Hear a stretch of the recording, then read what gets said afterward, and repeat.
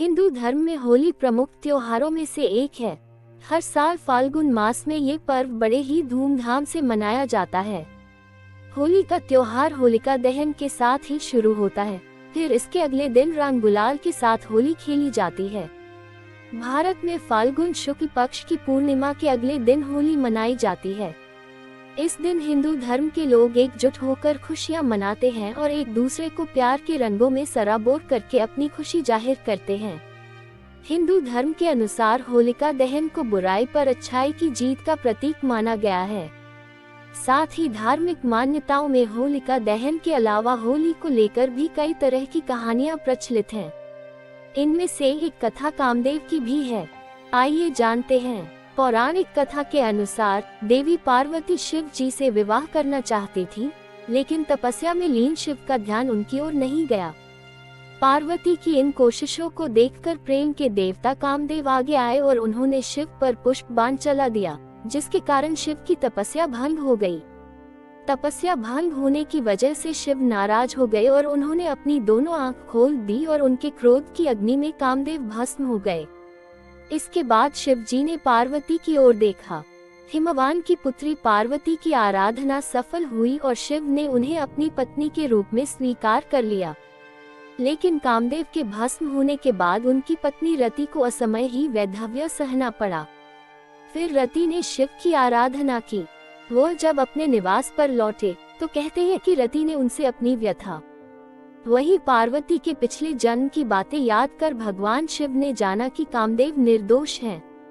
पिछले जन्म में दक्ष प्रसंग में उन्हें अपमानित होना पड़ा था। उनके अपमान से विचलित होकर दक्ष पुत्री सती ने आत्मदाह कर लिया।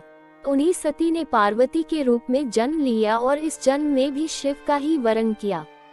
कामदेव ने तो उन्हें सहयोग ही दिया।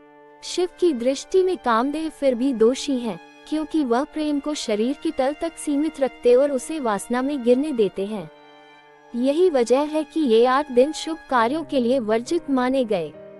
कहा जाता है कि होलाष्टक में कभी भी विवाह, मुंडन, नामकरण, सगाई समेत 16 संस्कार नहीं करने चाहिए। इसके अलावा फाल्गुन शुक्ल अष्टमी से लेकर पूर्णिमा के मध्य किसी भी दिन नए मकान का निर्माण कार्य प्रारंभ न कराएं और न ही गृह प्रवेश करें। मान्यता के अनुसार होलाष्टक के समय में नए मकान, वाहन, प्लॉट या दूसरे प्रॉपर्टी की खरीदारी से बचने की सलाह दी जाती है। होलाष्टक के समय में कोई भी यज्ञ, हवन आदि कार्यक्रम नहीं करना चाहिए। आप चाहे तो ये कार्य होली के बाद या उससे पहले कर सकते हैं। मान्यताओं के अनुसार होलाष्टक के समय में नौकरी परिवर्तन से बचना चाहिए।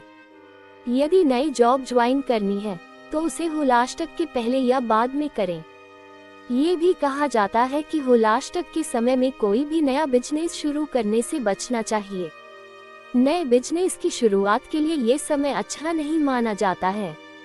आपको ये कहानी कैसी लगी? मैं आशा करती हूँ आपको यह कहानी पसंद आई होगी। इस कहानी पर आपकी क्या राय है, हमें कमेंट करके जरूर बताइएगा। कहानी पसंद आई हो तो लाइक और शेयर करना ना भूले। और हाँ, आप ऐसे ही कहानी सुनना चाहते हैं तो हमारी चैनल को सब्सक्राइब करना बिल्कुल ना भूले। कहानी सुनने के लिए आपको बहुत बहुत धन्यवाद।